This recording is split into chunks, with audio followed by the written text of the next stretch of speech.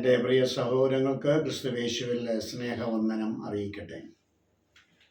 എന്നോട് കാണിക്കുന്ന സ്നേഹത്തിനും സഹകരണത്തിനും എല്ലാറ്റിനും നന്ദിയുണ്ട്.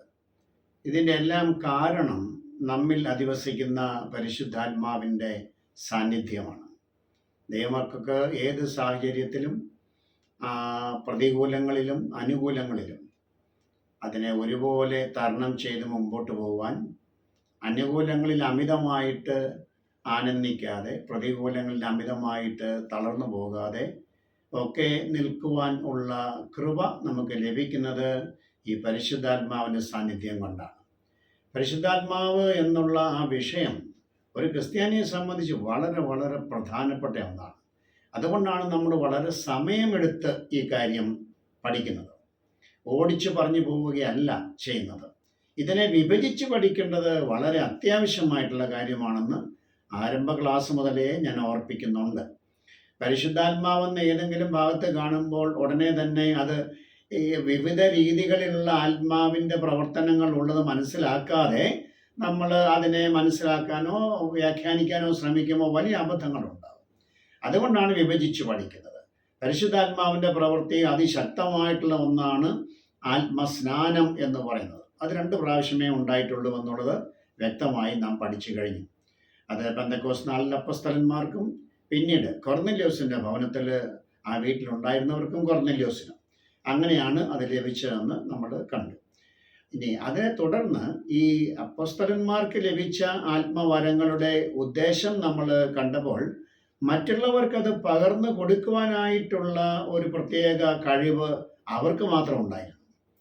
അവരതിനെ ഉപയോഗിച്ചിട്ട് സഭയിൽ പലരുടെയും ശിരസിന്മേൽ അല്ലെ തലമേൽ കൈവയ്ക്കുമ്പോൾ അവർക്ക് പരിശുദ്ധാത്മ വരങ്ങൾ ലഭിച്ചു. അത് ഓരോരുത്തർക്കും ഇഷ്ടമുള്ള പോലൊന്നും കിട്ടത്തില്ല, ആഗ്രഹിക്കാം. പക്ഷെ ആത്മാവ് ഇച്ഛിക്കും പോലെയാണ് അത് നൽകിയിരുന്നത്.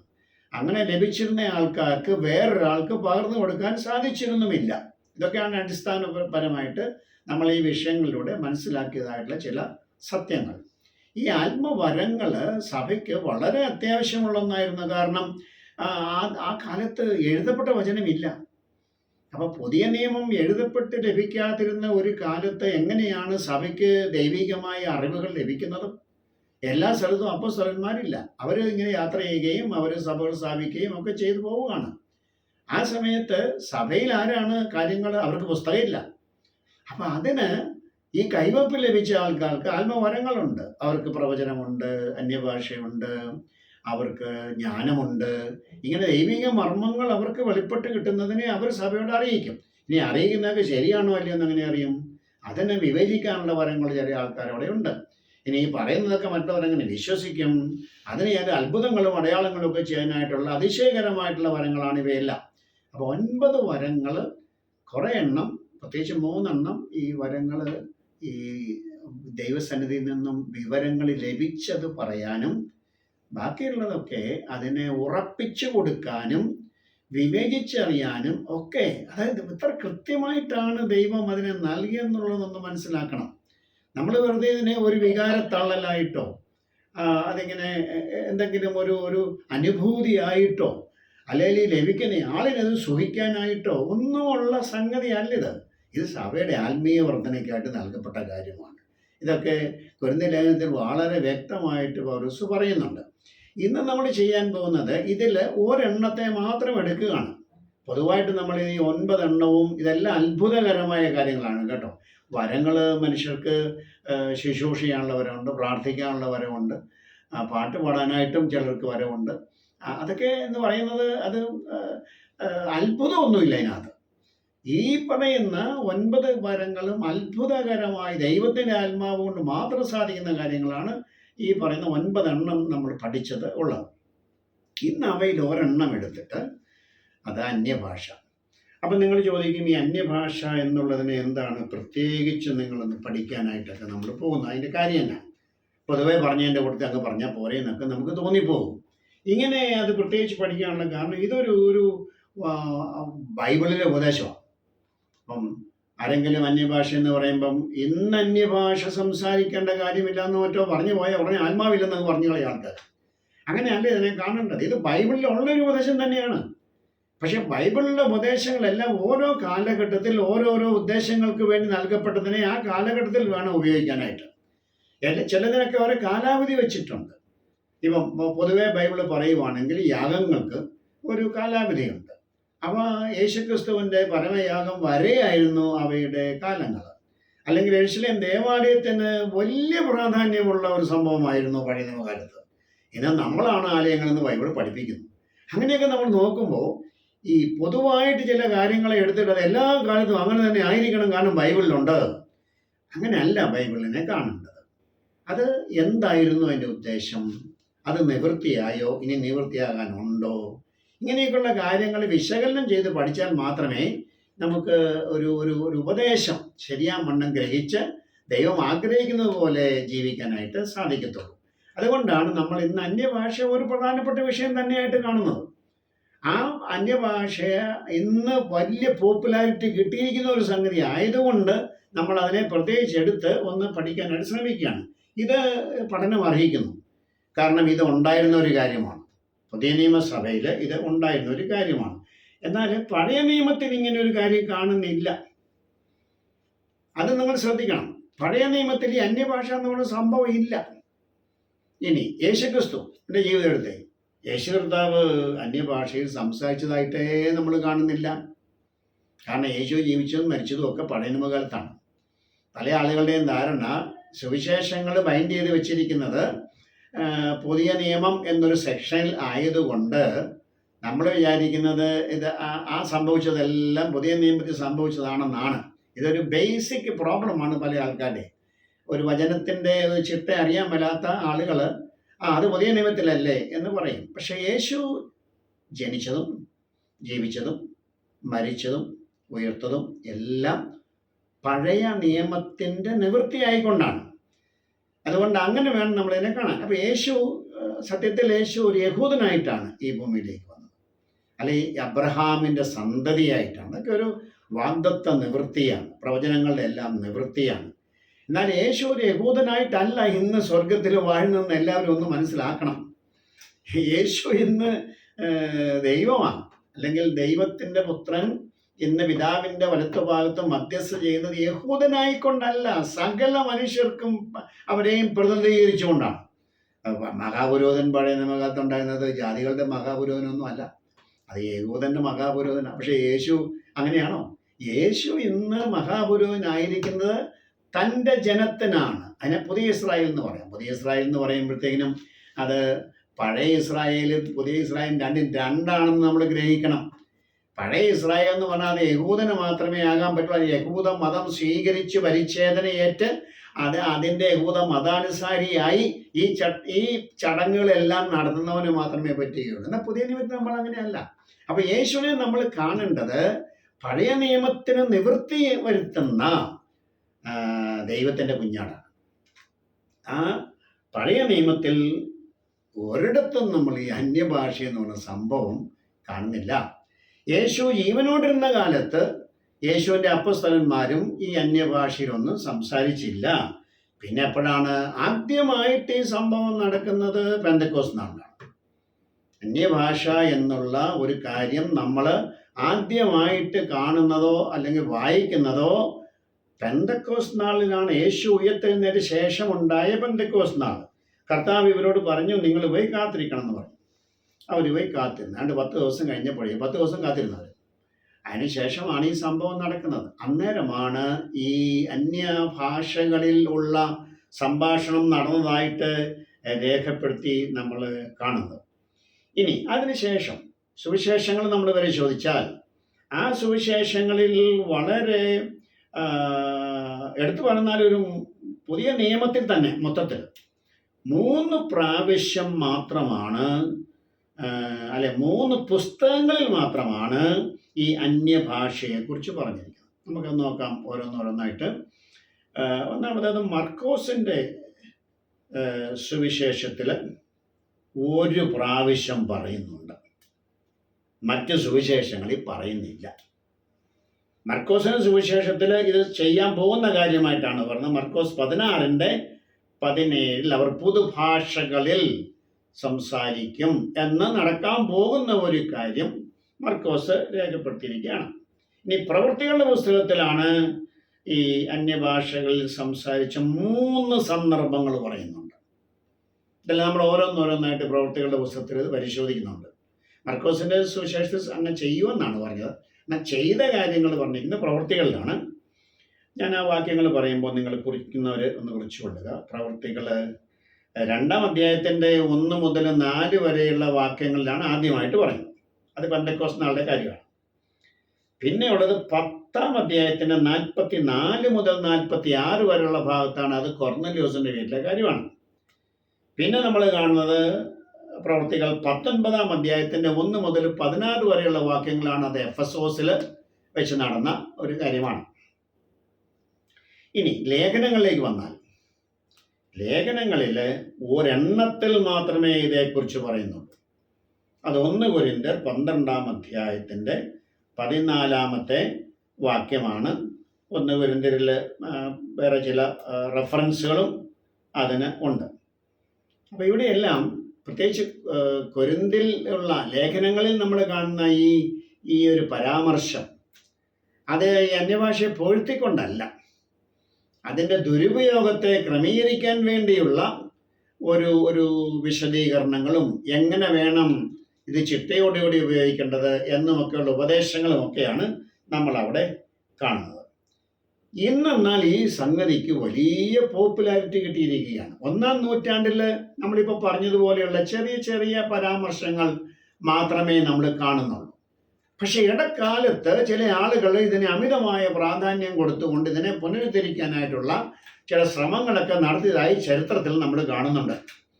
അതിൻ്റെ ഫലമായിട്ട് ഇന്ന് വളരെ വ്യാപിക്കുന്ന ഒരു പകർച്ചവ്യാധി പോലെ ഇതങ്ങോട്ട് വ്യാപിക്കുന്ന ഒരു പ്രതിഭാസമായിട്ട് തീർന്നിരിക്കുകയാണ് ഈ സംഗതി.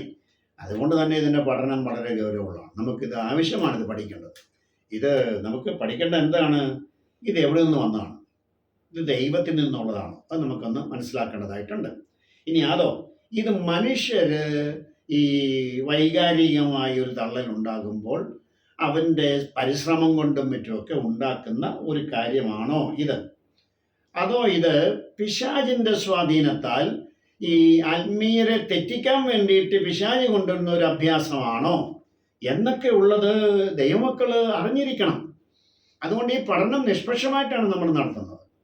അല്ലാതെ ആരെയും കുറ്റപ്പെടുത്താനോ ഇത് ചെയ്യുന്ന ആൾക്കാരെ വിധിക്കാനോ ഒന്നുമല്ല. ദയവ് ചെയ്ത് അങ്ങനെ ആരും വിചാരിക്കരുത്. ഇതിനെ നമ്മൾ ഉദ്ദേശിക്കുന്നത്, ഇത് ദൈവികമാണെങ്കിൽ ഇത് നമ്മൾ ചെയ്യേണ്ട കാര്യമാണ്. ഇത് മനുഷ്യന്മാർ തന്നെ ഇങ്ങനെ ഒരു ഇതിലൊക്കെ ഉണ്ടാക്കി ഒരു സൈക്കിക്കായിട്ടുള്ള ഒരു രീതിയിലുള്ള അല്ലെങ്കിൽ ഒരു വിഭ്രാന്തി ഉണ്ടായിട്ട് അതിൽ നിന്നും ഉണ്ടാകുന്ന ഒരു കാര്യമാണെങ്കിൽ നമുക്കതിനെ ഫോളോ ചെയ്യാനായിട്ട് പറ്റത്തില്ല. ഇനി അതുമല്ല, പിശാചിനൊരു തന്ത്രമായിട്ട് ആൾക്കാർ ദൈവമക്കളെ കലക്കാൻ വേണ്ടിയിട്ടൊരു അഭ്യാസമാണെന്ന് വരികയും നമ്മളതിനെ വളരെ സൂക്ഷിക്കണം, അതിനെ എതിർക്കണം. അപ്പം ഇങ്ങനെയൊക്കെയുള്ള ചില കാര്യങ്ങളാണ് ഈ പഠനം കൊണ്ട് നമ്മൾ ഉദ്ദേശിക്കുന്നത്. ഈ ചോദ്യങ്ങൾക്കൊക്കെ ഉള്ള ഉത്തരം നമുക്ക് ഒരാഴ്ച കൊണ്ടൊന്നും തീരുകയില്ല. ഇന്ന് ഇതിനെ ഒരു സമയം അനുവദിക്കുന്നത് പോലെ പ്രവൃത്തികളുടെ പുസ്തകത്തിൽ സംഭവിച്ചതായിട്ടുള്ള, ഞാൻ നേരത്തെ പറഞ്ഞല്ലോ, മർക്കോസ് പൊതുഭാഷകളിൽ സംസാരിക്കും എന്ന് യേശുക്രിസ്തുവിൽ വിശ്വസിക്കുന്ന ശിഷ്യന്മാരെ സംബന്ധിച്ചാണ് അതിൻ്റെ പ്രധാനമായിട്ടും പറയുന്നത്. 12 ശിഷ്യന്മാരോടാണത് പറയുന്നത്. അങ്ങനെയൊക്കെയുള്ള കാര്യങ്ങൾ പറയുമ്പോൾ അത് നടന്നതായിട്ടല്ല പറയുന്നത്, നടക്കാൻ പോകുന്നതായിട്ടാണ്. അപ്പം നടന്ന കാര്യങ്ങളാണ് ഇന്ന് നമ്മൾ വിശകലനം ചെയ്യുന്നത്. അതിലൊരു 3 എണ്ണം ഇന്നത്തെ സമയത്തിൻ്റെ പരിമിതിയിൽ നിന്നുകൊണ്ട് നമ്മൾ ചിന്തിക്കുന്നതായിരിക്കും. ആ 3 എണ്ണം അല്പം നേരത്തെ കഴിയുവാണെങ്കിൽ അടുത്തതിലേക്ക് നമ്മൾ ഇന്ന് പോകത്തില്ല, കാരണം അത് ദീർഘമായിട്ടുള്ള ഒന്നാണ്. കൊരിന്ത്യ സഭയിലെ അന്യഭാഷയെക്കുറിച്ചാണ് പൊതുവെ ഇന്ന് ആത്മീയ കോളത്തിൽ തർക്കങ്ങളുള്ളത്, അല്ലെങ്കിൽ അഭിപ്രായ വ്യത്യാസങ്ങളുള്ളത്. അതുകൊണ്ട് അത് നമ്മൾ അടുത്ത ക്ലാസ്സിലേക്ക് ഒരു പക്ഷേ മാറ്റി വെക്കേണ്ടി വരും. ഞാനിത് മുന്നമേ പറയുന്നത് സമയത്തിൻ്റെ എക്സാക്റ്റ് ക്രമീകരണം എനിക്ക് ഇപ്പോൾ ഊഹിച്ച് പറയാൻ പറ്റാത്തത് കൊണ്ടാണ്. അപ്പം നമുക്ക് ആരംഭിക്കാം. വളരെ ശ്രദ്ധയോടും പ്രാർത്ഥനയോടും കൂടി നിങ്ങളിതിനെ കേൾക്കണം. ഒരു മുൻവിധിയും ആകരുതേ. നമ്മളെ സംബന്ധിച്ച് ദൈവത്തോട് കണക്ക് പറയേണ്ടവരല്ലേ നമ്മൾ. അതുകൊണ്ട് നമ്മൾ എന്തെങ്കിലും ഒരു കാര്യം നമുക്കറിയാവുന്നത് സാധിക്കാൻ വേണ്ടി ഒന്നുമല്ല ഇത് ചെയ്യുന്നത്. പകരം തുറന്ന മനസ്സോടുകൂടി ദൈവത്തിൻ്റെ വചനത്തെ, ഈ പരിശുദ്ധാത്മാവ് നമ്മുടെ ഉള്ളിൽ വസിക്കുന്നുണ്ട്, ആ ആത്മാവിൻ്റെ സഹായത്തോടു കൂടി തന്നെ നമ്മൾ പഠിക്കാനായിട്ട് ശ്രമിക്കുകയാണ്. നമുക്കൊരു വാക്ക് പ്രാർത്ഥിക്കാം. പരിശുദ്ധനായ ദൈവമേ, അങ്ങയുടെ ആത്മാവിനെ കുറിച്ച് ഞങ്ങൾ പഠിക്കുമ്പോൾ പരിശുദ്ധാത്മാവ് തന്നെ ഞങ്ങളെ ഉപദേശിക്കണമേ, മൗത്ത് അങ്ങെടുക്കണമേ, യേശു കർത്താവിൻ നാമത്തിൽ തന്നെ ആമേൻ. അപ്പോൾ ഈ അന്യഭാഷ വരം എന്ന് പറയുന്നത് പുതിയ നിയമത്തിൽ എന്താണ് അതേക്കുറിച്ച് പറഞ്ഞു. ഞാൻ ഓൾറെഡി പറഞ്ഞു കഴിഞ്ഞു. പഴയ നിയമത്തിൽ ഇങ്ങനെ ഒരു സംഭവം ഇല്ല, യേശു പറഞ്ഞിട്ടില്ല, യേശുവിൻ്റെ ജീവിതകാലത്തെ ശിഷ്യന്മാരും ഇത് പറഞ്ഞിട്ടില്ല. അപ്പോൾ പുതിയ നിയമത്തിൽ മാത്രം കാണുന്ന ഒരു സംഭവമാണിത്. ആ അർത്ഥത്തിലാണ് നമ്മൾ ഇതിനെ കാണുവാനായിട്ടും പഠിക്കാനായിട്ടും ശ്രമിക്കുന്നത്. ആദ്യമായി നമ്മൾ നോക്കുന്നത് പ്രവൃത്തികളുടെ പുസ്തകത്തിൽ ഈ അന്യഭാഷ വരം അനുഭവിച്ച അല്ലെ സംഭവിച്ച 3 രേഖകളുണ്ട്. 3 സംഭവങ്ങളെ രേഖപ്പെടുത്തിയിട്ടുണ്ട്. അതിൽ ഒന്നാമത്തേത് പെന്തക്കോസ്ത് നാളാണ്. ഇത് നമ്മൾ ആത്മസ്നാനം എന്നുള്ള വിഷയത്തോട് ബന്ധപ്പെട്ട് ഇതിനെ പരാമർശിച്ചിട്ടുണ്ട്. അതുകൊണ്ട് നിങ്ങൾക്ക് അതിൻ്റെ പശ്ചാത്തലമൊക്കെ നല്ലവണ്ണം അറിയാം. അത് പ്രവൃത്തികൾ 2:1 മുതൽ 4 വരെയുള്ള ഭാഗത്താണ് രേഖപ്പെടുത്തിയിട്ടുള്ളത്. ഇത് നേരത്തെ വായിച്ച് പഠിച്ചതാണ്. എങ്കിലും നിങ്ങളുടെ ഓർമ്മയൊന്ന് പുതുക്കുന്നത് നല്ലതാണ്. ഇനി ഓരോന്നോരോന്നായിട്ട് നമ്മൾ ചിന്തിക്കും. അതുകൊണ്ട് ഒരല്പം പേഷ്യൻസ് കാണിക്കുക. ഇവിടെ രണ്ടാമത്തെ സംഭവം എന്ന് പറഞ്ഞത് കൈസരിയയിലാണ്. കൈസരിയയിൽ കൊർന്നല്യോസ് എന്ന് പറഞ്ഞിട്ടുള്ള ഭക്തനായ ഒരു ജാതിയായ മനുഷ്യൻ്റെ വീട്ടിൽ കൂടിയിരുന്ന ആൾക്കാർക്ക്, അയാളുടെ കുടുംബാംഗങ്ങൾ കാണും, പിന്നെ അയാൾ ക്ഷണിച്ചവരൊക്കെ കാണും, എല്ലാവരും ജാതികളാണ്. ആ ജാതികളായിട്ടുള്ള ആൾക്കാരുടെ മേൽ ഈ സംഭവം നടന്നു. അതും പരിശുദ്ധാത്മ സ്നാനമാണ്. ഈ 2 സംഭവവും പരിശുദ്ധാത്മ സ്നാനം എന്ന കാറ്റഗറിയിൽ വരുന്നതാണ്. എന്നാൽ 3ാമത്തെ സംഭവം രേഖപ്പെടുത്തിയിരിക്കുന്നത് ആത്മസ്നാനമല്ല, ആത്മവരങ്ങൾ പകർന്നു കൊടുത്തതാണ്. അത് പകർന്നു കൊടുത്ത ആള് പൗലോസാണ്. പൗലോസ് ചില ആളുകളുടെ തലമേൽ കൈവച്ചപ്പോൾ, അതാണ് എഫെസോസിൽ 12 പേരെന്ന് എടുത്തു പറയുന്നുണ്ട്. ഈ 12 പേരും യോഹന്നാൻ സ്നാപകന്റെ സ്നാനം ഏറ്റവരായിരുന്നു. അത് പാപമോചനത്തിനായുള്ള പിതാവിൻ്റെയും പുത്രൻ്റെയും പരിശുദ്ധാത്മാവിൻ്റെയും നാമത്തിൽ യേശുവിൻ്റെ മരണത്തിലും അടക്കത്തിലും ഉയർപ്പിലും പങ്കാളിയാകുന്ന സ്നാനമല്ല. യോഹന്നാൻ മാനസാന്തര സ്നാനമാണ് കഴിപ്പിച്ചത്. അതൊരു ഒരുക്കത്തിൻ്റെ സ്നാനമായിരുന്നു. തൻ്റെ പിന്നാലെ വരുന്നവന് വേണ്ടിയിട്ടുള്ള ഒരുക്കമായിരുന്നു യോഹന്നാന് നൽകിയത്. അവിടെ അവർക്ക് ആർക്കും പരിശുദ്ധാത്മാവിനെ ലഭിച്ചിട്ടില്ല. അന്ന് അത് പരിശുദ്ധാത്മാവ് ലഭിക്കാവുന്ന സ്നാനമായിരുന്നില്ല. കാരണം അത് പഴയ നിയമത്തിൽ സംഭവിച്ച കാര്യമാണ്. എന്നാൽ ഇപ്പം നമ്മൾ സംസാരിക്കുന്നത് പുതിയ നിയമത്തിൽ നടക്കുന്ന സ്നാനമാണ്. ആ സ്നാനത്തിൻ്റെ പ്രത്യേകത അത് യേശുവിൻ്റെ മരണത്തിനും അടക്കത്തിനും ഉയർപ്പിന് ശേഷമേ സംഭവിക്കാൻ പറ്റത്തുള്ളൂ. അതുകൊണ്ടാണ് പഴയ നിയമത്തിൽ അതിനെ നമ്മൾ കാണുന്നില്ല. പുതിയ നിയമത്തിൽ കാണുന്ന പാപമോചനത്തിനാണ് സ്നാനം. ഇനി ഓരോന്നായി നമുക്ക് നോക്കാം. ഒന്നാമത്തേത് പെന്തക്കോസ്ത് നാളിൽ ആർക്ക് ലഭിച്ചു? അപ്പോസ്തലന്മാർക്ക്. ഇവർക്ക് ലഭിച്ചത് ആത്മസ്നാനം ലഭിച്ചതിൻ്റെ കൂടെ ആ ആത്മസ്നാനമാണ് നടന്നെന്നുള്ളതിൻ്റെ ഒരു തെളിവായിട്ട് ഇവരിൽ ഈ സംഭവങ്ങൾ, ഈ വിവിധ ഭാഷകൾ സംസാരിക്കുന്ന ഒരു അനുഭവം ഉണ്ടായി. അതിനെ അന്യഭാഷാ സംസാരം എന്ന് തന്നെ നമുക്ക് പറയാം. അത് വചനത്തിൽ അങ്ങനെ പറയുന്നത് കൊണ്ട്. അപ്പം അന്യഭാഷയുണ്ട്. എപ്പോൾ? വചനത്തിൽ രേഖപ്പെടുത്തിയിട്ടുള്ളത് കൊണ്ടുണ്ട്. പക്ഷെ ഇന്നുണ്ടോ ഇല്ലയോ എന്നുള്ളത് ഈ ക്ലാസ്സിൻ്റെ അവസാനത്തിലേക്ക് വരുമ്പോൾ നമ്മൾ വളരെ വ്യക്തമായിട്ട് തന്നെ മനസ്സിലാക്കി തരാൻ ശ്രമിക്കും, ഇന്നതുണ്ടോ ഇല്ല എന്നുള്ളത്. പക്ഷേ ഇപ്പം നമ്മൾ പഠിക്കുന്നത് ചരിത്രമാണ്. ഇത് ഉണ്ടായിരുന്ന സംഭവത്തെക്കുറിച്ചാണ്. ഇപ്പം പെന്തക്കോസ്ത് നാളിൽ എന്താണ് സംഭവിച്ചത്? ലൂക്കോസ് 24:49 യേശു ഒരു കൽപ്പന കൊടുക്കുന്നുണ്ട്. ആർക്ക്? അപ്പോസ്തലന്മാർക്ക്. എല്ലാ മനുഷ്യർക്കും അല്ല, അപ്പോസ്തലന്മാർക്ക്. ഉയരത്തിൽ നിന്നും ശക്തി ധരിക്കുമ്പോളം നഗരത്തിൽ എന്ന് പറഞ്ഞാൽ യെരൂശലേം നഗരത്തിൽ, വേറെ എവിടെയെങ്കിലും പോയിരുന്നാൽ അത് കിട്ടത്തില്ലായിരുന്നു എന്നുള്ളത് ഞാൻ ഈ തരുണത്തിൽ ഒന്ന് ഓർമ്മിക്കുക. നഗരത്തിൽ തന്നെ പാർക്കുവീൻ യേശു അവരോട് പറഞ്ഞു. അപ്പം യേശു സ്വർഗാരോഹണം ചെയ്യുന്നതിന് മുമ്പ് അവരോട് പറയുകയാണ്, നിങ്ങൾ എടുത്തിയാടിയൊന്നും ചെയ്യരുത്, നിങ്ങൾ ഈ യെരൂശലേമിൽ പോയിട്ട് കാത്തിരിക്കണം. അപ്പോൾ ഉയരത്തിൽ നിന്നും ശക്തി ലഭിക്കും.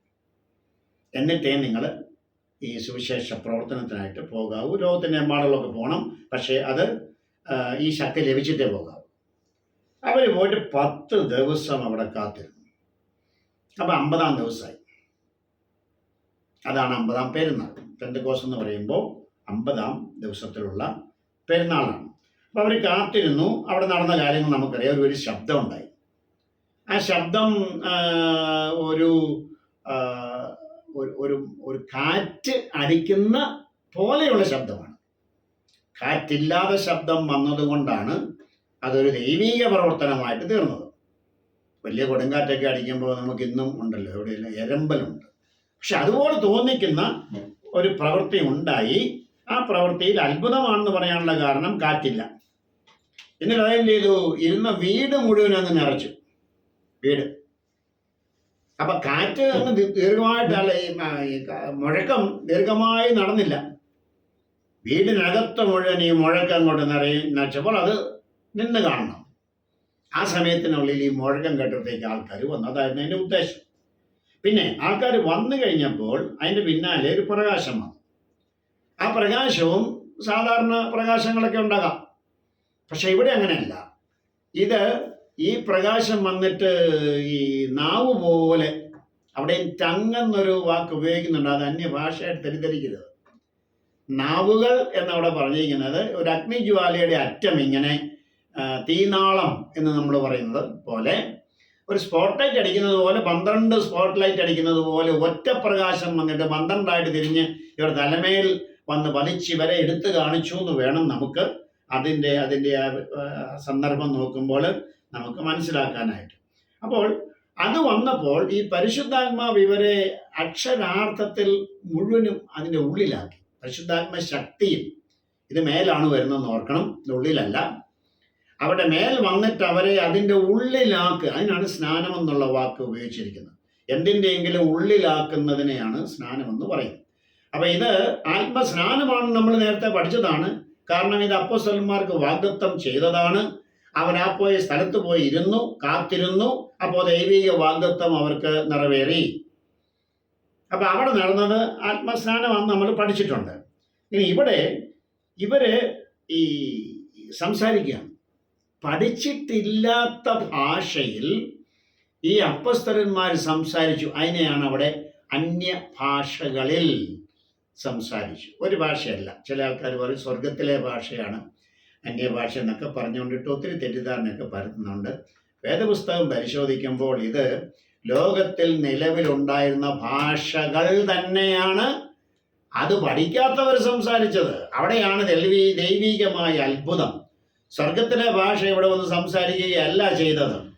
അതൊക്കെ നിക്കക്കളി ഇല്ലാഞ്ഞിട്ട് ഓരോന്ന് സ്ഥാപിക്കാൻ വേണ്ടിയിട്ട് ഓരോരുത്തർ ഈ കച്ചിത്തുരുമ്പെ കയറി പിടിക്കുന്ന ഓരോ തരത്തിലുള്ള വ്യാഖ്യാനങ്ങളാണ്. ദയവേത് അതിൻ്റെയൊക്കെ ആ മണ്ടത്തരങ്ങളൊന്നും പറയരുത്. ഇവിടെ നമ്മൾ വ്യക്തമായിട്ട് നമുക്ക് മനസ്സിലാക്കാൻ പറ്റും ഇത് നിലവിൽ ലോകത്തിൽ ഉണ്ടായിരുന്ന ഭാഷകൾ തന്നെയാണ്. അതെങ്ങനെയാണ് നമുക്ക് നോക്കാം. അപ്പം 15 ദേശങ്ങളിലുള്ള ആളുകളുടെ പേര് പറയുന്നുണ്ട്. അത് ദേശങ്ങൾ, ആളുകളുടെ പേരല്ല, അപ്പോസ്തലന്മാരുടെ പേര് നമുക്കറിയാവും. 15 ദേശങ്ങളുടെ പേര് പറയുന്നുണ്ട്. പല ദേശങ്ങളിലും ഒരേ ഭാഷ തന്നെയാണ്. ഗ്രീക്ക് ഉദാഹരണത്തിന് പല ദേശങ്ങളിലുമുള്ള ഭാഷയാണ്. ഈ 15 ദേശങ്ങളിൽ നിന്നുള്ള മനുഷ്യർ അവിടെ വന്നു. പ്രവൃത്തികൾ 2:9 മുതൽ 11 വരെ വായിച്ചു നോക്കിയാൽ അതവിടെ നമുക്ക് കാണാൻ സാധിക്കും. പ്രവൃത്തികൾ 2:9 മുതൽ 11 വരെ. അപ്പോൾ ഇവരുടെ വന്നപ്പോൾ ആളുകൾ ഈ എരമ്പൽ വന്ന് ഇവരെങ്ങോട്ട് ആകർഷിക്കപ്പെട്ടു. വന്ന് കയറിയ ആൾക്കാർ ഈ 15 ദേശത്ത് നിന്നും വന്നവരാണ്. വിവിധ ഭാഷകൾ സംസാരിക്കുന്നവരാണ്. അവർ വന്ന് കയറിയപ്പോൾ അവർക്ക് പെട്ടെന്ന് ഒരു കാര്യം മനസ്സിലായി. ഇവർ ദൈവത്തെ മഹത്വപ്പെടുത്തുക. ഇവരെല്ലാവരും ഗലീലക്കാരാണ്. ഈ ഗലീലക്കാർ അവിടെ എങ്ങും പോയിട്ട് ഈ ഭാഷ പഠിച്ചു. അവർ വലിയ യാത്ര ചെയ്യുന്നവരൊന്നും അല്ല. അവർ മീൻപിടുത്തക്കാരും സാധാരണ പണിയൊക്കെ ചെയ്ത് നടക്കുന്ന മനുഷ്യരാണ്. ഈ ആൾക്കാർ എങ്ങനെയാണ് തങ്ങളൊക്കെ ഇവർ ഈ വന്നിരിക്കുന്നവരൊക്കെ വേറെ ദേശത്തൊന്നും വന്നല്ലേ, യാത്രയൊക്കെ ചെയ്ത് വന്നല്ലേ. അവരവിടെ ബിസിനസ്സുകാരൊക്കെ ആയിരിക്കാം. ഇപ്പം കൊച്ചിയിൽ നിന്ന് ആളുകൾ പോയിട്ടുണ്ടായിരിക്കാം. അവിടെ പ്രത്യേകിച്ച് പറയുന്നില്ല. അപ്പം വിവിധ സ്ഥലങ്ങളിൽ നിന്നും വന്നിട്ടുള്ള ഈ ആളുകൾ അവരവരുടെ സ്ഥലത്തുള്ള ഭാഷയിൽ ഇത് കേട്ടിട്ട് പ്രവർത്തികൾ 2:6 അവർ ആശ്ചര്യപ്പെട്ടു. ഞാൻ വായിക്കട്ടെ. അത് എല്ലാവരും ഭ്രമിച്ച് ആശ്ചര്യപ്പെട്ടു. ഈ സംസാരിക്കുന്നവരെല്ലാം ഗലീലക്കാരല്ലയോ? പിന്നെ നാം ഓരോരുത്തൻ ജനിച്ച അത് വേറെ നാട്ടുകാരനാണ്. ഇവരല്ലേ യഹൂദന്മാരാണ്, ചെതറിപ്പോയവരാണ് പണ്ട്. പക്ഷെ പെരുന്നാളിന് അവിടുന്ന് ഇങ്ങോട്ട് വന്നതാണ് തിരിച്ച്. നാം ഓരോരുത്തൻ ജനിച്ച നമ്മുടെ സ്വന്തം ഭാഷയിൽ. അപ്പൊ അവിടെ സംസാരിച്ചത് ഓരോ ദേശത്തെ ഭാഷയാണോ അല്ലയോ? സാമാന്യ ബുദ്ധി ഉപയോഗിച്ചാൽ മതി, വലിയ പാണ്ഡിത്യമൊന്നും വേണ്ട. പെന്തക്കോസ് നാളിൽ ഉപയോഗിച്ച അല്ലെ സംസാരിച്ച ഭാഷ കുറെ വികാരം കയറിയപ്പോൾ ഉണ്ടായ ജൽപ്പനങ്ങളൊന്നും ആയിരുന്നില്ല. അത് ഈ മനുഷ്യന്മാര് എവിടെ നിന്നൊക്കെ വന്നോ, അവരൊക്കെ എവിടെയൊക്കെ ജനിച്ചോ ആ നാട്ടിലെ ഭാഷ അത് പഠിക്കാത്ത ഇവര് സംസാരിച്ചപ്പോൾ ഇവർ പറയുകയാണ്, കേട്ടവർ പറയുകയാണ്, പ്രവൃത്തികൾ 2:7-8 നാം ജനിച്ച നമ്മുടെ സ്വന്തം ഭാഷയിൽ അവർ സംസാരിച്ച് കേൾക്കുന്നത് എങ്ങനെ സംഭവിക്കും? ദൈവം പ്രവർത്തിച്ചു. അവ ചിലർ പറയുവേ ഇത് ഇത് ഈ കേട്ടവര് അവരവരുടെ ഭാഷ കേട്ടതാന്ന് പറയും.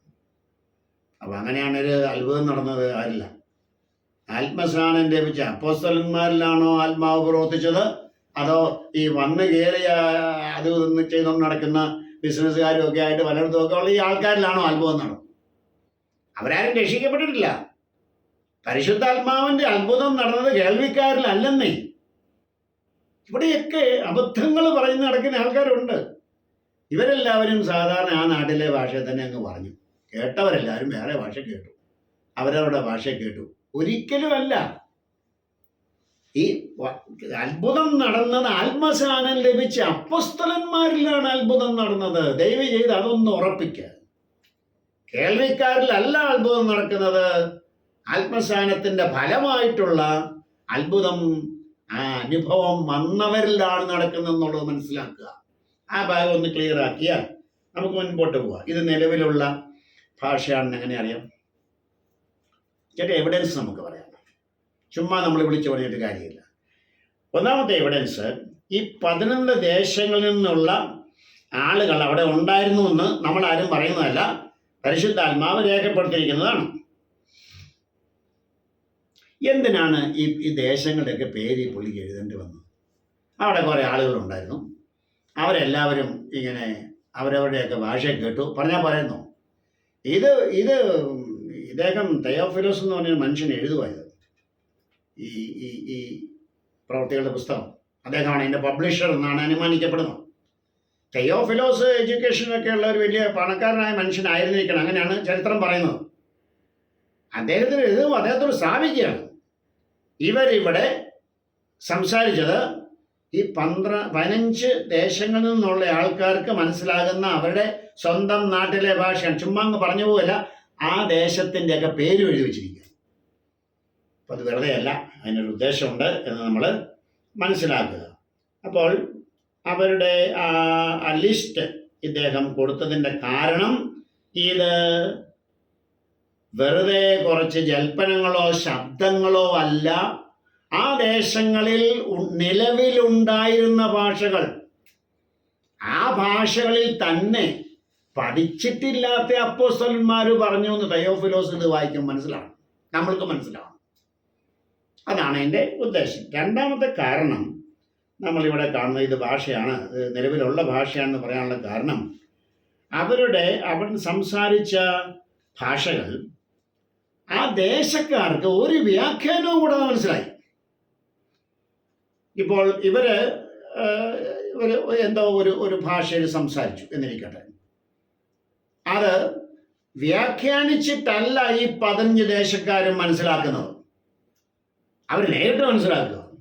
നിങ്ങൾക്കറിയാലോ, ഒരു ഭാഷ എന്ന് പറയുമ്പോൾ ചുമ്മാ കുറേ വാക്കുകൾ ചേർത്തിട്ട് പറഞ്ഞാൽ പോരാ. ഞാൻ ഹിന്ദി പഠിച്ചിട്ടുണ്ട് നമ്മുടെ ഹൈസ്കൂളിൽ.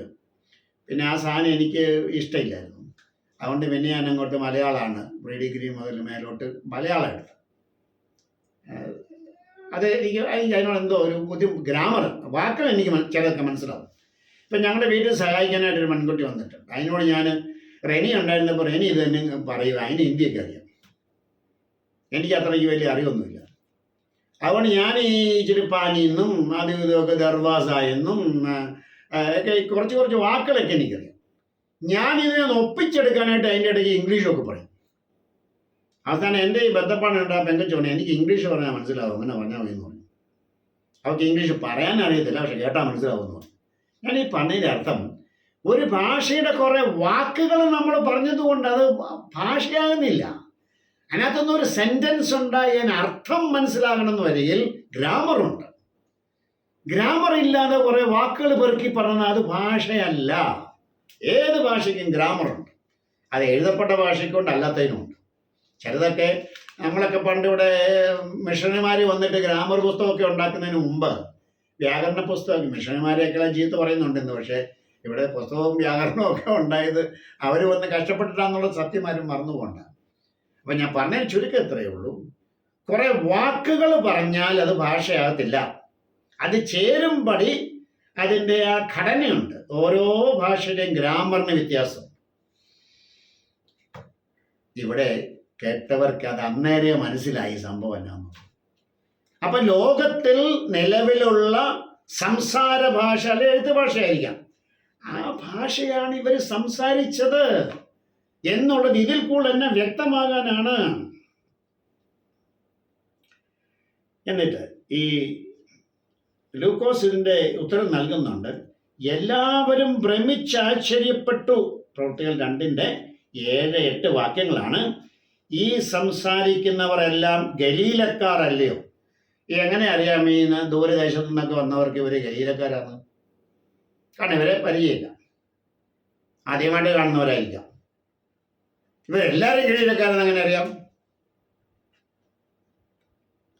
അതുകൊണ്ടാണ് നമ്മൾ പറഞ്ഞത് ഈ സംഭവം നടന്നത്, അല്ലെങ്കിൽ ഈ അനുഭവം ഉണ്ടായത് അപ്പോസ്തലന്മാർക്ക് മാത്രമാണെന്ന് പറയാനുള്ള കാരണം അപ്പോസ്തലന്മാരെല്ലാം ഗലീലക്കാരായിരുന്നു.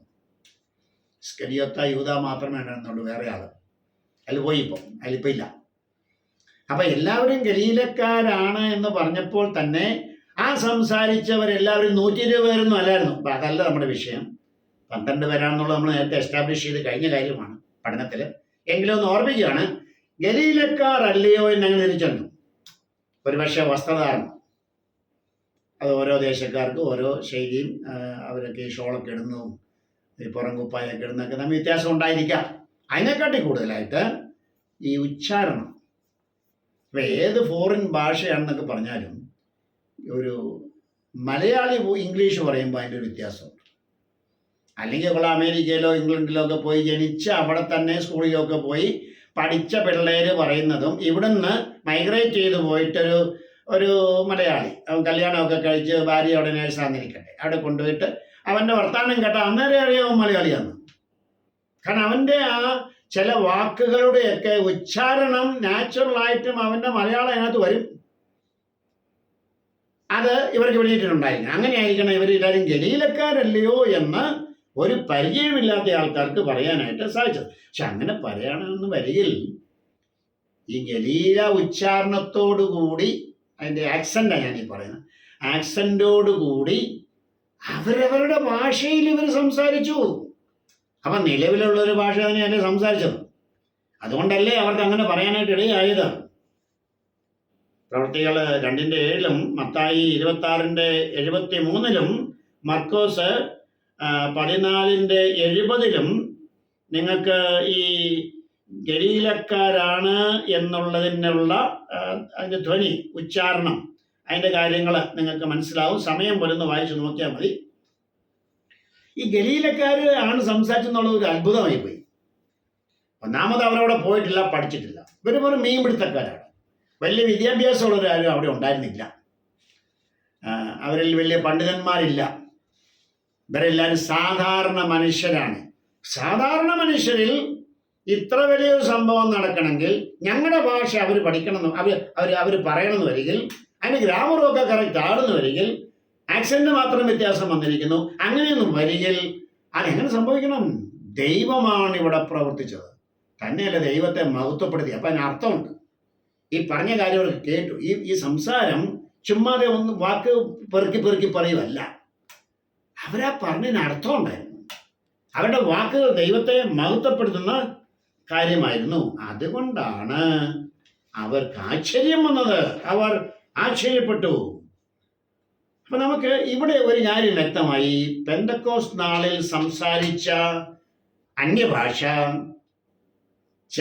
ചില വാക്കുകൾ മാത്രമായിരുന്നില്ല, ചില വൈകാരിക പ്രകടനങ്ങൾ ആയിരുന്നില്ല. അവ വ്യക്തമായ ഗ്രാമറുള്ള അർത്ഥമുള്ള സെന്റൻസുകളുള്ള ഭാഷ തന്നെയായിരുന്നു എന്നുള്ളതിന് പണ്ഡിത ലോകത്തിലൊരു തർക്കമില്ല. ഇന്നത്തെ അന്യഭാഷ പറഞ്ഞവർക്കും ഈ കാര്യത്തിൽ തർക്കമില്ല. അപ്പൊ നമ്മൾ മനസ്സിലാക്കുക, വേദപുസ്തകത്തിൽ രേഖപ്പെടുത്തിയിട്ടുള്ള ഒന്നാമത്തെ ഈ അന്യഭാഷാ സംസാരം അത് ലോകത്ത് നിലവിലുള്ള ഭാഷ തന്നെയായിരുന്നു എന്നുള്ളത് അതിൻ്റെ അടിസ്ഥാനമാക്കി വേണം ബാക്കി ഭാഗങ്ങൾ പഠിക്കാൻ. വ്യക്തമായ ഒരു ഭാഗത്തെ ഉപയോഗിച്ച് വേണം അവ്യക്തമായ ഭാഗങ്ങളെ വ്യാഖ്യാനിക്കാൻ എന്നുള്ളത് ബൈബിൾ വ്യാഖ്യാനത്തിൻ്റെ ഒരു അടിസ്ഥാന സിമ്പിൾ പ്രമാണമാണ്. അതുപോലും പാലിക്കാതെ നമ്മൾ ചുമ്മാ നമുക്ക് തോന്നുന്നത് പോലെ പറയുന്നതും മനസ്സിലാക്കാൻ ശ്രമിക്കുന്നത് കൊണ്ടാണ് ഈ കൺഫ്യൂഷനൊക്കെ ഉണ്ടാകുന്നത്. അപ്പോൾ ഇവിടെ വീണ്ടും ഞാൻ ഓർപ്പിക്കുകയാണ്, തെയോഫിലോസിനാണ് ഇത് എഴുതുന്നത്. അപ്പോൾ തെയോഫിലോസിനോട് പറയുകയാണ്, ഈ മനുഷ്യർ സംസാരിച്ചത് ക്ലിയർ ആയിട്ടുള്ള 15 ദേശങ്ങളിൽ സംസാരിച്ചുകൊണ്ടിരുന്ന ഭാഷകളാണ് എന്നുള്ളത് പറയുന്നു. ഈ രണ്ടാമത്തേലേക്ക് നമുക്ക് വരാം. അപ്പോൾ ഒരെണ്ണം നമുക്ക് ക്ലിയർ ആയിട്ട് മനസ്സിലായി. ഇതിനെപ്പറ്റി ആർക്കും തന്നെ തർക്കമില്ല കേട്ടോ. ഞാനിപ്പോൾ ഇത്രയും വിശദീകരിച്ച് നിങ്ങളോട് പറഞ്ഞെങ്കിൽ ഇത് തർക്കമുള്ളൊരു വിഷയമല്ല ഇത്. കാരണം എല്ലാവരും സമ്മതിക്കുന്നുണ്ട് പെന്തക്കോസ്താളിൽ സംസാരിച്ചത് അത് ഭാഷ തന്നെ, അത് ലോകത്തിൽ നിലവിലുള്ള ഭാഷ തന്നെയായിരുന്നു. പിന്നെ കൊരിന്തിലേക്ക് വരുമ്പോഴാണ് അവർ വേറെ ഭാഷയൊക്കെയാണെന്നൊക്കെ പറയാനായിട്ട് തുടങ്ങുന്നത്. അത് നമുക്ക് വരാം, പക്ഷെ അതിന് മുമ്പ് ഇത് മനസ്സിലാക്കണമല്ലോ. രണ്ടാമതായിട്ട് നടന്നത് കൊർന്നല്യോസിന്റെ വീട്ടിലുള്ള സംഭവമാണ്. അതും പരിശുദ്ധാത്മ സ്നാനമാണെന്നുള്ളത് മറന്നു പോരുത്. അപ്പോൾ അന്യഭാഷയിൽ സംസാരിച്ച രണ്ടാമത്തെ സന്ദർഭം കൈസരിയയിലുള്ള ജാതിയായിട്ടുള്ളൊരു മനുഷ്യൻ, അദ്ദേഹത്തിൻ്റെ പേര് കൊർന്നല്യോസ്, ഭക്തനായൊരു മനുഷ്യൻ. ആ മനുഷ്യനെ വേണം പത്രോസ് വാതിൽ തുറന്ന് ഈ ദൈവരാജ്യത്തിനകത്തേക്ക് പ്രവേശിപ്പിക്കാൻ. ഈ രംഗത്തൊക്കെ വേറെ ഒത്തിരി തെറ്റായ ഉപദേശങ്ങളുണ്ട്. ദൈവരാജ്യത്തെക്കുറിച്ചൊക്കെ നിങ്ങൾ NP സാർ ഇപ്പോൾ ക്ലാസ് എടുക്കുന്നതുകൊണ്ട് ഞാൻ അതിലേക്കൊന്നും പോകുന്നില്ല. ദൈവരാജ്യം ഇനി വരാൻ പോകുന്നേ ഉള്ളൂ എന്നൊക്കെ പഠിപ്പിക്കുന്ന പാർട്ടികളൊക്കെ ഉണ്ട്. പക്ഷേ ഇവിടെ സ്വർഗരാജ്യത്തിൻ്റെ ദൈവരാജ്യത്തിൻ്റെ ഒക്കെ താക്കോൽ അല്ലെ സഭയുടെ, ഇത് മൂന്നും ഒന്നാണ്. മത്തായി പറയുമ്പോൾ സ്വർഗരാജ്യം എന്ന് പറയുന്നു, ബാക്കി സുവിശേഷകന്മാർ പറയുമ്പോൾ ദൈവരാജ്യം എന്ന് പറയുന്നു. മത്തായിൽ തന്നെ 16:17 വാക്യങ്ങളിലൊക്കെ ഈ പാറമേൽ ഞാൻ എൻ്റെ സഭയെ പണിയെന്നുകൊണ്ട് അടുത്ത വാക്യത്തിൽ പറയാം, സ്വർഗരാജ്യത്തിന് താക്കോൽ ഞാൻ നിനക്ക് തരും. അപ്പൊ സഭ ഏതാ? സ്വർഗരാജ്യം. ഈ താക്കോൽ ഉപയോഗിച്ചുകൊണ്ടാണ് ഈ മനുഷ്യൻ, ഈ പത്രോസ് ആളുകളെ അകത്ത് കയറ്റുന്നത്. എന്തിനാ താക്കോല്? വാദത്തോളം കയറ്റാൻ വേണ്ടിയല്ലേ. പെന്തക്കോസ്ത് നാളിൽ അദ്ദേഹം കയറ്റിയ ആളുകളെ അകത്തേക്ക്. അതാണ് നമ്മൾ മുമ്പേ കണ്ടത്. കൊർന്നല്യോസിന്റെ വീട്ടിൽ ഇപ്പോൾ ആളുകൾ അകത്തേക്ക് കയറ്റാൻ പോവാ പുള്ളി. അത് ഇങ്ങനെ തന്നെയാണ്. എന്നിട്ട് ചില ആൾക്കാർ പറയും പത്രോസ് യഹൂദന്മാരുടെ മാത്രം പാർട്ടിയാണ്. ഇനി പൗലോസാണ് ജാതികളുടെ ആള്, അതുകൊണ്ട് പൗലോസിന്റെ സുവിശേഷമേ വേറെയാണ്. പൗലോസിന്റെ സുവിശേഷമേ കൃപയുടെ സുവിശേഷമാണ്, പത്രോസിന്റെ അങ്ങനെ അല്ല. ഈ എവിടെ നിന്ന് കിട്ടി ഇവർക്കൊന്നും എനിക്ക് മനസ്സിലാകുന്നില്ല. പിന്നെ കുറേ മർമ്മത്തിൻ്റെയൊക്കെ കാര്യം പറയും, എനിക്ക് മാത്രം കിട്ടിയ മർമ്മം എന്നൊക്കെ ആ മനുഷ്യൻ പറയാത്ത കുറേ കാര്യങ്ങളൊക്കെ വായി കുത്തി കയറ്റിയിട്ട് ഈ പറഞ്ഞ പൗലോസിനെ ഇവരിൽ നിന്നെല്ലാം വ്യത്യസ്തനായ വേറൊരു മനുഷ്യനാക്കി. കാര്യം ശരിയാണ്, ഇവര് പത്രോസിന് കിട്ടിയ വെളിച്ചത്തിന് ഒരു ഗ്രാജുവലായിട്ടാണ് പത്രോസിന് അതിൻ്റെ ആ വെളിപ്പാട് മുഴുവനായിട്ട് ജാതികളെ അംഗീകരിക്കേണ്ടത് കിട്ടിയത്. അതിന് സംശയമൊന്നുമില്ല. എന്നും പറഞ്ഞുകൊണ്ട് രണ്ടുപേരും രണ്ട് ഉപചേഷാൻ പറ്റുമൊക്കെ പറഞ്ഞും പറ്റുമൊക്കെ കണ്ടുപിടിച്ചിട്ട് ഇന്ന് അങ്ങനത്തെ ഒരു മിനിസ്ട്രി നടക്കുന്നുണ്ട്. എൻ്റെ സഹോദരന്മാരെ, ഈ ചതിയിലൊന്നും പോയി പടരുത്. തെരുവുദേശത്തിൻ്റെ കൂടാണ് ഇവിടെ ഒക്കെ. ഇപ്പോൾ പത്രോസിൻ്റെ സുവിശേഷവും ഇത് നമ്മുടെ വിഷയമല്ല ഇത്, എന്നാൽ പോലും ഞാൻ കൂടെ കയറിപ്പോയതാണ്. പത്രോസിൻ്റെ സുവിശേഷവും പൗലോസിൻ്റെ സുവിശേഷവും എല്ലാം സുവിശേഷം തന്നെയാണ്. ജാതികളോട് സുവിശേഷം അറിയിക്കാൻ വേണ്ടി പ്രത്യേകിച്ച് പൗലോസിനെ എടുത്തു. സത്യമാണ്, ജാതികളുടെ അപ്പോസ്തലനായിട്ട് പത്രോസിന് ഇച്ചിരി വിമിഷ്ടമൊക്കെ ഉണ്ടായിരുന്നു. അതുകൊണ്ടാണ് കൊർന്നല്യോസിന്റെ വീട്ടിൽ പോകാനൊക്കെ പുള്ളി മടിച്ചത്. കാരണം പത്രോസിന് മറ്റുള്ളവരെ ഭയം ഉണ്ടായിരുന്നു. അതിന് ചരിത്രമൊക്കെ ഉണ്ടല്ലോ. കൊർന്നല്യോസിനെ അവസാനപ്പെടുന്നതിന് മുമ്പ് പത്രോസിന് വലിയ വിമിഷ്ടമായിരുന്നു. അതുകൊണ്ടാണ് പരിശുദ്ധാത്മാവ് ഇന്റർഫിയർ ചെയ്തിട്ട് യഹൂദന്മാർക്ക് കൊടുത്ത അതേ സംഗതി തന്നെ കൊർന്നല്യോസിന്റെ വീട്ടിലും കൊടുത്തിട്ട് അവന് ബോധ്യം വരുത്തി, ഇനി നമുക്ക് വെള്ളം വിലക്കാൻ പറ്റത്തില്ല. ദൈവം നമ്മളെ മാനിച്ചതുപോലെ അവരെ മാനിച്ചത് നമ്മളെങ്ങനെ വെള്ളം വിലക്കുന്നത്? ഇത്ര ക്ലിയർ ആയിട്ട് പത്രോസിനെ കൊണ്ട് തന്നെ ദൈവം ആ വാതിൽ താക്കോൽ ഉപയോഗിച്ച് തുറന്നേ. എന്നിട്ട് പറയാ പത്രോസ് ജാതിയുടെ ആള് ആരില്ലെന്ന്. ഇതൊക്കെ ഈ ചില ആളുകളുടെ ഈ ദുർവ്യാഖ്യാനത്തിൻ്റെ ഫലമായിട്ട് ഇന്ന് ഒത്തിരി കൺഫ്യൂഷനൊക്കെ ഉണ്ടാക്കി ഇത് ദൈവരാജ്യം സ്ഥാപിച്ചിട്ടില്ല, ഇനി സ്ഥാപിക്കാൻ പോകുന്നതേയുള്ളൂ, ദൈവരാജ്യത്തിലേക്കാണ് ഈ പ്രവേശിപ്പിച്ചത്. താക്കോല് കൊടുത്തത് ദൈവരാജ്യത്തിൻ്റെ ആണല്ലോ, സ്വർഗരാജ്യത്തിൻ്റെ ആണല്ലോ. മത്തായി പറയുമ്പോൾ സ്വർഗരാജ്യം, ബാക്കിയുള്ള പറയുമ്പോൾ ദൈവരാജ്യം, സഭ, ഇതെല്ലാം ഒന്ന് തന്നെയാണ്. അതിനകത്തേക്ക് പ്രവേശിപ്പിച്ചതിൻ്റെ കാര്യം പറഞ്ഞിട്ട് ഇവർ പറയുന്നത് ഇല്ല, പത്രോസിനെ ഒന്നും അറിയത്തില്ലായിരുന്നു. കൊർന്നല്യോസ് ആരായിരുന്നു? ജാതിയല്ലായിരുന്നു. ആ ജാതിയായ കൊർന്നല്യോസിനെ പൗലോസാണോ കയറ്റിയത് അകത്തോട്ട്? അല്ല, പൗലോസ് രംഗത്തില്ലല്ലോ അന്നേരം. അപ്പൊ പിന്നെ എന്തിനാ വെറുതെ ഈ ഇല്ലാത്ത ഉപദേശങ്ങളും എല്ലാം കൊണ്ടുവന്നിട്ട് ആൾക്കാരെ കലക്കുന്നത്? നമ്മുടെ വിഷയം ഇതായതുകൊണ്ട് ഞാൻ തിരിച്ച് നമ്മുടെ വിഷയത്തിലേക്ക് വരികയാണ്. അപ്പൊ കൊർന്നല്യോസിന്റെ വീട് സംഭവിച്ചത് നമുക്കറിയാം. അവിടെ നടന്നതും ഈ നിലവിലുള്ള ഭാഷ തന്നെയാണ്. ഇതിൻ്റെ ഒരു പ്രധാന കാരണം ഈ സംഭവത്തെ പൊതുവായിട്ട് ഈ പണ്ഡിത ലോകത്തിൽ അല്ലെങ്കിൽ തിയോളജിയൻസിൻ്റെ ഇടയിൽ അറിയപ്പെടുന്നത് ഗ്ലോസലേലിയ എന്നാണ്. ഗ്ലോസലേലിയ എന്ന് പറയുമ്പം നമ്മൾ കേട്ടിട്ടൊരു പ്രയാസമൊന്നും തോന്നണ്ട. 2 വാക്കുകൾ ചേർന്നുള്ള ഗ്രീക്ക് പദമാണ് ഗ്ലോസലേലിയ. അന്യഭാഷയുടെ ആ ഒരു പ്രഭാഷണത്തെയും ആ ഒരു സെക്റ്റിനെ ഇപ്പം മൊത്തത്തിൽ പറഞ്ഞാണ് ഗ്ലോസലേലിയ എന്ന്. ഗ്ലോസ എന്ന് പറഞ്ഞാൽ ഭാഷ, അല്ലെ ഭാഷകൾ. ലേലിയോ എന്ന് പറഞ്ഞാൽ അത് സംസാരിക്കുക, ഭാഷകൾ സംസാരിക്കുന്നതിനാണ് ഗ്ലോസലേലിയ എന്ന് പറയുന്ന ഒരു മൂവ്മെന്റ് തന്നെയാണ് ഇപ്പോൾ ഇതൊക്കെ നടന്നുകൊണ്ടിരിക്കുന്നത്. എന്തായിരുന്നാലും ഗ്ലോസ എന്നുള്ള വാക്ക് നമുക്ക് ഓർത്തിരിക്കേണ്ട ആവശ്യമുണ്ട്. കാരണം പെന്തക്കോസ്ത് നാളിൽ അവർ വിവിധ ഭാഷകളിൽ സംസാരിച്ചു എന്ന് പറയുന്നിടത്ത് ഗ്ലോസ എന്ന വാക്കാണ് ഉപയോഗിച്ചത്. അതായത് ലോകത്തിൽ നിലവിലുള്ള അക്ഷരങ്ങളോ അല്ലെങ്കിൽ ഗ്രാമറ്, പ്രത്യേകിച്ച് ഗ്രാമറ് ഒക്കെ ഉള്ള, എഴുതപ്പെട്ടതാകാം അല്ലാത്തതാകാം, ഗ്രാമറുള്ള ഭാഷയാണ് ഗ്ലോസ എന്ന് പറയുന്നത്, ലോകത്തിൽ നിലവിലുള്ളത്. അതേ വാക്കാണ് ഈ കൊർന്നല്യോസിന്റെ വീട്ടിൽ നടന്നപ്പോഴും ഉപയോഗിച്ചിരിക്കുന്നത്. 2 എഴുതിയ ഒരാളാണേ, ലൂക്കോസ് ആണ് ഇത് എഴുതുന്നത് വിചാരിച്ചോ.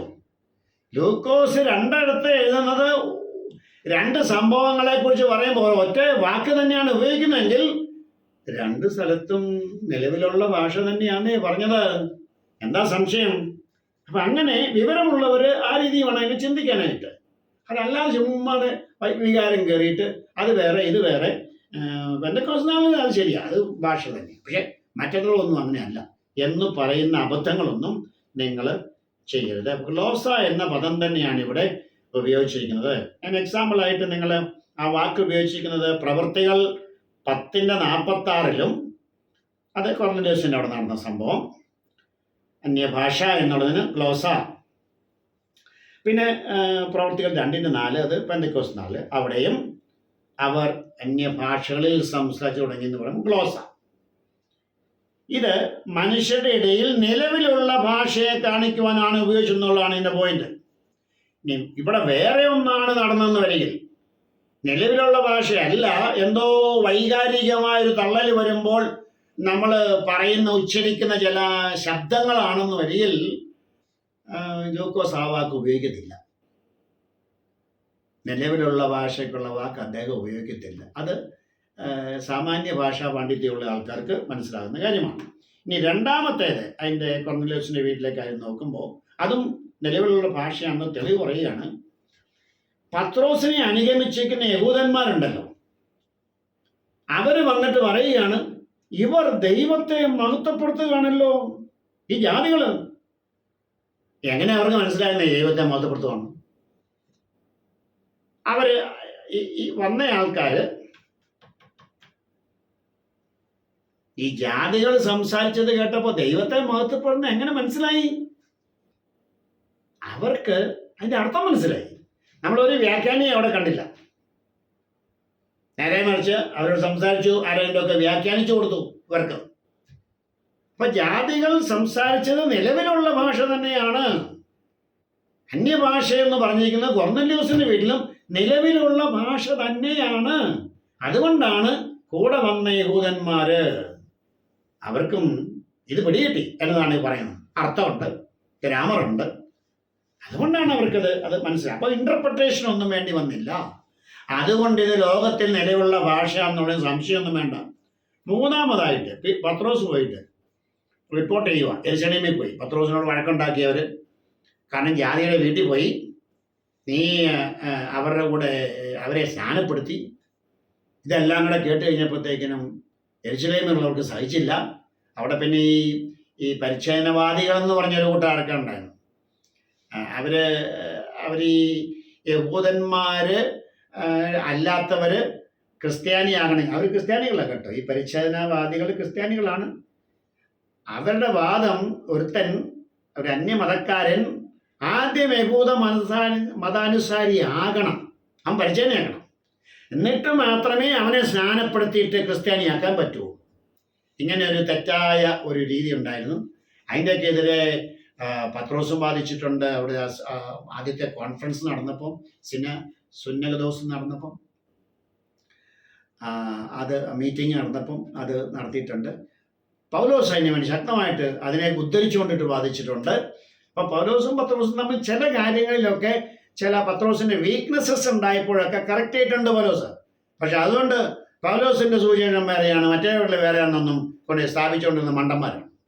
അത് വെറും അബദ്ധമാണ്. അങ്ങനെയൊക്കെ അവർക്ക് എന്തൊക്കെ ഉദ്ദേശമുണ്ട് അങ്ങനെ സ്ഥാപിച്ചിട്ട്. അതുകൊണ്ടാണ് അങ്ങനെയൊക്കെ ചെയ്യുന്നത്. നമ്മൾ അവരുടെ ആരുടെയും വലയിൽ പോയിട്ട് വീഴരുത്. അപ്പം ഇവിടെ നമ്മൾ മനസ്സിലാക്കുന്നത് ഈ റിപ്പോർട്ട് ചെന്നിട്ട് പുള്ളി അവിടെ പോയി പറഞ്ഞു. പ്രവർത്തികളുടെ പുസ്തകം 11-ാം അധ്യായത്തിൻ്റെ 17-ാമത്തെ വാക്യവും 11-ാം അധ്യായത്തിൻ്റെ 15-ാമത്തെ വാക്യം നമ്മൾ നോക്കുമ്പോൾ ഇദ്ദേഹം പറയുകയാണ്, ആദിയിൽ നമ്മുടെ മേലെന്ന പോലെ പരിശുദ്ധാത്മാവ് അവിടെ മേലും വന്നു. ആദിയിൽ നമ്മുടെ മേൽ എന്ന് പറഞ്ഞാൽ സഭയുടെ ആദിയിൽ, അല്ലാതെ ഉൽപ്പത്തിയിലല്ല. സഭയുടെ ആദിയിൽ നമ്മുടെ മേൽ വന്നു പരിശുദ്ധാത്മാവ്, അതുപോലെ അവിടെ മേലും വന്നു. അപ്പം നമ്മുടെ മേൽ വന്നപ്പോൾ നമ്മൾ സംസാരിച്ചത് എന്താണ്? ഗ്ലോസയാണ്, നിലവിലുള്ള ഭാഷയാണ്. അതുപോലെ തന്നെ ഇവർക്കും വന്നത്. അവർ സംസാരിച്ചെന്താ? ഗ്ലോസയാണ്, നിലവിലുള്ള ഭാഷയാണ്. ഇത്ര സിമ്പിളാണ് കാര്യം. വെറുതെ അതിനകത്ത് നമ്മൾ പ്രയാസം ഉണ്ടാക്കേണ്ട കാര്യം. പെട്ടെന്ന് നമുക്ക് ഇനി എഫെസോസിലെ കാര്യം കൂടെ പറഞ്ഞിട്ട് ഇന്നത്തെ നമുക്ക് തീർക്കാൻ ശ്രമിക്കുകയാണ്. ഞാൻ സ്പീഡിൽ പോകുന്നതിൻ്റെ കാരണം ആ സെക്ഷനോട് തീർത്തുന്നാലേ നമുക്ക് മേജറായിട്ടുള്ള വാദങ്ങളുള്ളത് കൊരിന്ത് സഭയെ സംബന്ധിച്ചാണ്. അങ്ങോട്ട് നമുക്ക് വരുന്ന ക്ലാസ്സിൽ വരണം. ഇതും കൂടെ അങ്ങ് തീർക്കാം. മൂന്നാമത്തേത് എഫെസോസിലെ ശിഷ്യന്മാരുടെ കാര്യമാണ്. ഞാൻ നേരത്തെ പറഞ്ഞല്ലോ, ഇവര് യോഹന്നാന്റെ ശിഷ്യന്മാരാണ്. ഏറ്റത് യോഹന്നാന്റെ സ്നാനമാണ്. അപ്പോസ്തല പ്രവൃത്തികൾ 19-1 മുതൽ 7 വരെയുള്ള ഭാഗത്താണ് ഈ 12 പേരെ കുറിച്ച് പറയുന്നത്. അപ്പോൾ പൗലോസ് അവരോട് യേശുവിനെ കുറിച്ചൊക്കെ പ്രസംഗിച്ചു. അവർ യേശുവിനോട് ചേരാനായിട്ട് സ്നാനവും പെട്ടു. എന്നിട്ട് അവരുടെ മേലെ കൈവച്ചു. ഇതാണ് അതിൻ്റെ പ്രൊസീജിയർ. പൗലോസിന് ആത്മവരങ്ങൾ ലഭിച്ച ആളാണ്. അത് ഈ 12 പേരുടെ കൂട്ടത്തിലുള്ള ആളല്ല. കുറച്ച് പല ആൾക്കാർ സംശയമൊക്കെ ചോദിച്ചത് അതിനെപ്പറ്റി. പൗലോസിനെ ദൈവം പ്രത്യേക തെരഞ്ഞെടുത്ത് എപ്പോഴാണ് പൗലോസിന് ആത്മസ്നാനം ലഭിച്ചത് നമുക്കറിയില്ല. ഒരുപക്ഷെ അറബി ദേശത്ത് ഒരു 3 വർഷക്കാലം ഇദ്ദേഹത്തോട് നേരിട്ട് പല കാര്യങ്ങളും കർത്താവിൽ നിന്ന് പ്രാപിച്ചു. പ്രത്യേകിച്ച് കർത്തൃമേശയെക്കുറിച്ചൊക്കെ പറയും, ഞാൻ കർത്താവിൽ നിന്ന് പ്രാപിച്ചതും നിങ്ങൾ കേൾപ്പിച്ചതെന്നാൽ എന്നൊക്കെ പറയുന്നത് പല കാര്യങ്ങളും അപ്പോസ്തലന്മാർ പഠിപ്പിച്ചതല്ല ഈ പൗലോസിനെ. അതുകൊണ്ട് അപ്പോസ്തലന്മാരെക്കാട്ടിലും കേമനാണെന്നൊന്നും അല്ല ഉണ്ടായ അർത്ഥം. പൗലോസ് അത് അഹങ്കരിക്കാൻ പറഞ്ഞതുമല്ല, തന്നെ പലരും അംഗീകരിക്കായിരുന്നു. അപ്പം താൻ തൻ്റെ ഭാഗം പറഞ്ഞതാണ്. അല്ലാതെ പൗലോസ് അഹങ്കാരിയാണെന്ന് നമ്മൾ തെറ്റിദ്ധരിക്കരുതാരും. പൗലോസ് ഇത് ലഭിച്ചത് കർത്താവ് ഈ അപ്പോസ്തലത്വം അദ്ദേഹത്തിന് കൊടുത്തപ്പോൾ താൻ പ്രത്യക്ഷപ്പെട്ടിട്ടാണ് ഇത് കൊടുത്തത്. അപ്പോസ്തലനാണെങ്കിൽ യേശുവിനെ ഉയർത്തെഴുന്നേറ്റ യേശുവിനെ കാണണം, അത് നൽകി എന്ന് പറഞ്ഞതുപോലെ ഈ വരങ്ങൾ നൽകാനുള്ള പ്രാപ്തിയും അപ്പോസ്തലത്വത്തോടുകൂടി കർത്താവ് കൊടുത്താണെന്ന് വേണം നമ്മൾ മനസ്സിലാക്കാനായിട്ട്. അങ്ങനെ പൗലോസ് കൈവച്ചെന്ന് തെറ്റിദ്ധരിക്കണ്ട. പൗലോസ് ഇവരുടെ തലമേല് കൈവച്ചപ്പോൾ അവർക്കും ഈ അന്യഭാഷയൊക്കെ വന്നു. അവിടെ വന്നത് എന്താണ്? അവർ അന്യഭാഷയിൽ സംസാരിക്കുകയും പ്രവചിക്കുകയും ചെയ്തു. പ്രവൃത്തികൾ 19-6. ഇവിടെയും മുമ്പ് പറഞ്ഞ 2 ഭാഗങ്ങളിൽ ഉപയോഗിച്ചിട്ടുള്ള ഗ്ലോസായാണ് ഉപയോഗിച്ചിട്ടുള്ളത്. അപ്പൊ ഭാഷയ്ക്ക് പ്രാധാന്യമുണ്ടെന്നേ. ചുമ്മാ നമുക്ക് തോന്നുന്നത് പോലെ അവിടെ വേറെയായിരുന്നു ഇവിടെ വേറെയാണെന്നൊന്നും പറയരുത്. ഗ്ലോസ എന്നുള്ള വാക്ക് ലോകത്തിൽ നിലവിലുള്ള ഭാഷയാണ്. അതേ വാക്കാണ് മുമ്പേ പറഞ്ഞ പെന്തക്കോസ്ത് നാളിലും കൊർന്നേലിയോസിന്റെ വീട്ടിലും ഇവിടെ ഇവിടെ എഫെസോസിലെ ആൾക്കാരുടെ കാര്യത്തിലും അതേ വാക്കാണ് ഉപയോഗിച്ചിട്ടുള്ളത്. അതുകൊണ്ട് നമ്മൾ ഈ ഭാഗം കൺക്ലൂഡ് ചെയ്യുകയാണ്. ഈ 3 സന്ദർഭങ്ങളിലും ലോകത്തിൽ നിലവിലുള്ള ഗ്രാമറുള്ള, അത് പഠിച്ചവന് കേട്ടാൽ മനസ്സിലാകുന്ന, വ്യാഖ്യാനം വേണ്ടാത്ത ഭാഷയാണ് സംസാരിച്ചത്. അന്യഭാഷകൾ എന്ന് പറയുമ്പോൾ കൾ എന്ന് പറയാനുള്ള കാരണം വിവിധ സ്ഥലങ്ങളിലെ പ്ലൂറൽ ഭാഷകൾ, ഒന്നിലധികം ഭാഷകൾ. വരുന്ന ക്ലാസ്സിൽ വളരെ പ്രാർത്ഥനയോടെ വരണം. ഇങ്ങനെയൊന്നുമുള്ളതല്ല കൊരിന്തിൽ എന്ന് തോന്നിപ്പിക്കുന്ന ചില പ്രസ്താവനകൾ കൊരിന്ത് ലേഖനത്തിലുണ്ട്. നമ്മളതിനെ വളരെ ശ്രദ്ധയോടുകൂടി പ്രാർത്ഥനയോടുകൂടി പഠിക്കണം. അപ്പം മനസ്സിലാകും അവിടെയും ഗ്ലോസ തന്നെയാണ്, അവിടെയും മനുഷ്യന് മനസ്സിലാകുന്ന ഭാഷ തന്നെയാണ്. അതെന്നെ കാത്തിരിക്കുക. ദൈവം നമ്മളെല്ലാവരെയും അനുഗ്രഹിക്കട്ടെ. നിങ്ങൾ ശ്രദ്ധിച്ചതിന് വളരെ നന്ദി. God bless you. Thank you.